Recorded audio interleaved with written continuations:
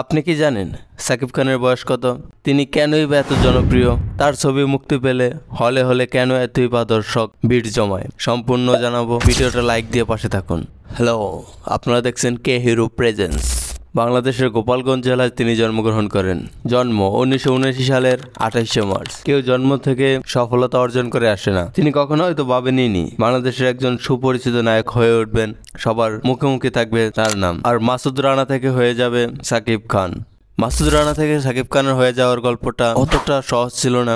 সোহানুর রহমান সোহান পরিচালিত অনন্ত ভালোবাসার মাধ্যমে চলচ্চিত্র জীবন শুরু করেন মেগাস্টার সাকিব খান। তিনি অনেকের কাছে মেগাস্টার, অনেকের কাছে কিং খান নামে পরিচিত, আবার অনেকের কাছে তিনি ঢালিউড ভাইজান নামে পরিচিত। তিনি বর্তমানে সবচেয়ে বেশি পারিশ্রমিক পাওয়া ব্যক্তি, যার ঝুলিতে আছে অসংখ্য অ্যাওয়ার্ডের, জাতীয় চলচ্চিত্র পুরস্কার, মেরিট, প্রথম আলো, আরো অন্যান্য পুরস্কার তার ঝুলিতে রয়েছে। তার বৈবাহিক অবস্থান, তিনি যদিও এখন বর্তমানে সিঙ্গেল আছেন। না ভাই, সিঙ্গেল শুনে আবার হতাশ হওয়ার কোনো কারণ নাই, কারণ তিনি আসলে সিঙ্গেল আছেন।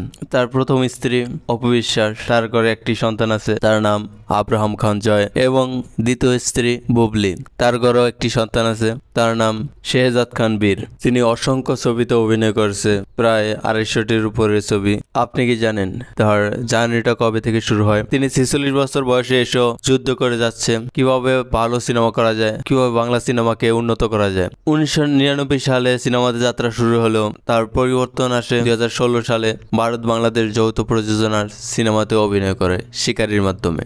বাংলাদেশের এতদিনের 1999 থেকে 2016 পর্যন্ত যে সাকিব খান একটি চকলেট বয় টাইপের, তার থেকে কিছুটা পরিবর্তন আনে 2016 সালে কলকাতার সিনেমা শিকারি দিয়ে। এটা বাংলাদেশ কলকাতার যৌথ প্রযোজনার সিনেমা ছিল। এ পর্যন্ত কলকাতার সাথে যৌথ প্রযোজনার সিনেমা শিকারি, নবাব, ভাইজান এলোরে, নাকাব এবং চালবাজ।